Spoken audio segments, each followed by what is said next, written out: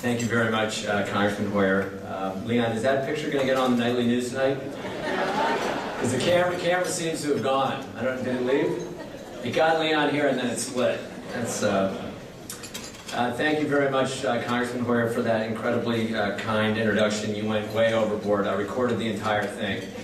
And my wife, who is with her mother in Tennessee, couldn't be here, so I'm going to play it back to her, so thank you very much.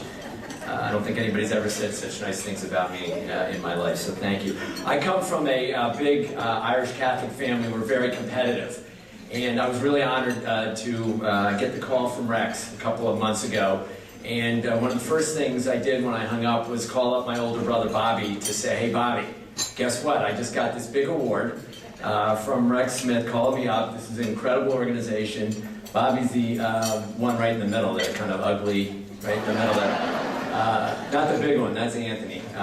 Hearts and Homes for Youth, it's fantastic. And he said, oh yeah, that guy Rex Smith called me up about a month ago and asked me to get the award. And I said, you gotta be kidding me. And he goes, no, you know, I've done all this work with Bono. I've helped to eradicate HIV/AIDS in Africa. We created the One campaign, Product Red. I said, all right, and I hung up on him. I called my brother Timmy. I said, Timmy, you're not going to believe it. I got this award from Hearts and Homes. Rex Smith called me up. He goes, oh yeah, Rex called me 2 weeks ago and asked me to get the award. And I said, what are you talking about? He goes, you know, I run Special Olympics. Mother created Special Olympics. It happened in Montgomery County. I'm all over the world. I'm meeting with the head of China. I'm a big shot. I hung up on him.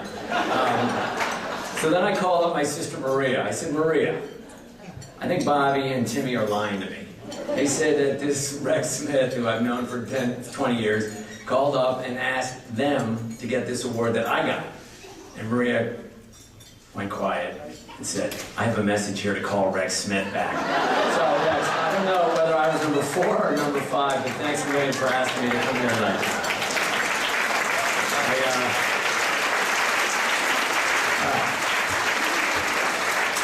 The pressure of legacy. Robert Poland, I bet you understand that, right? My mom really loved Steny Hoyer. My mom and my dad both loved Steny Hoyer. The first time I actually met Judy Hoyer was at my parents' home. And my father, when I was first thinking of running for elected office in Montgomery County, said the best guy in the state of Maryland who knows more about this than anyone is Steny Hoyer. And he came over. I met not only him, but his wife, and was immediately taken with both of them. They've been terrific friends. Not only the Shriver family, but the extended Kennedy family. I was honored to work with Mrs. Hoyer on the on the early childhood issues in Prince George's County, and then, as the congressman said, rolling out the Judith P. Hoyer Centers all across the state of Maryland. Terry Linderman has been a friend of all of the Kennedys and Shrivers for longer than I care to admit, and he's a great guy and a great leader. I'm sitting at a table with Robbie Calloway and Steve Salem, who run the Cal Ripken Senior Foundation, and they do wonderful work. Did it before with the Boys and Girls Clubs of America, and now doing it not only with the Boys and Girls Clubs of America, but also with the Cal Ripken Senior Foundation, and they're doing wonderful work. Mr. Poland, if they ever want to change the name, when your father said that it was weird to have a street named after him, there are a lot of Shrivers and Kennedys that would love to have a street named after him. So if you ever want to change the name of that, please let us know. But my father and mother both had huge admiration for your mother and father on so many different levels, and had done work with them on a number of different fronts, and they were huge admirers of the work that they do. Clearly, my parents would have loved to have been here tonight. I think not only to be with all of you, with Steny and Terry and the other folks I just mentioned, obviously Catherine Leggett, who's been a terrific First Lady of Montgomery County, and your husband, who's a fantastic leader. But I think she really would have, and he really would have loved to have been here with the people who got the awards about 15 minutes ago. The people, as Mr. Poland said, you know, that are doing the wonderful work that we're celebrating tonight and trying to raise a couple of bucks for. The people that are opening their homes for foster kids, the people that are working, nurturing kids all across Montgomery and Prince George's County, all across Maryland. Those are the folks that are really the heroes. Mike, absolutely.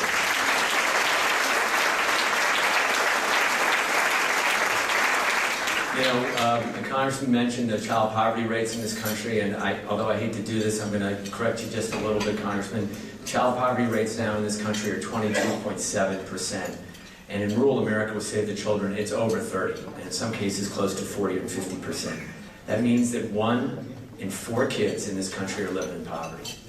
And you see some of the examples of kids that grow up in poverty. I turned to Robbie when the congressman was speaking, and I said, shame on us as a country. I wrote it down. I wanted to just say that again. I think my parents would be appalled at that fact that so many kids are living in poverty.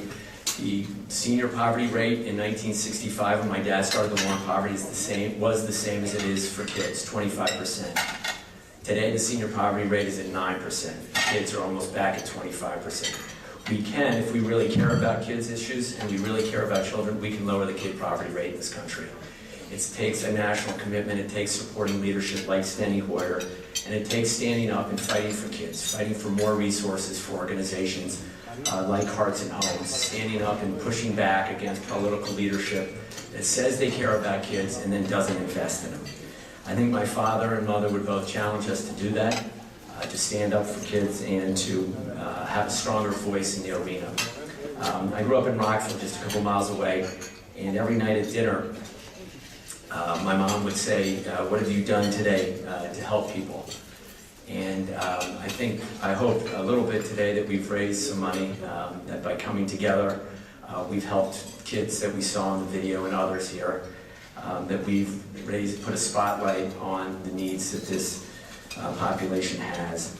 And we've done a little bit to make the United States in this area a little bit better. We have a lot of work to do, but I thank you all for coming tonight, for helping to answer that question, what have you done to make the world a better place? And I ask you to help Robbie raise a couple more bucks later this evening. Thanks very much.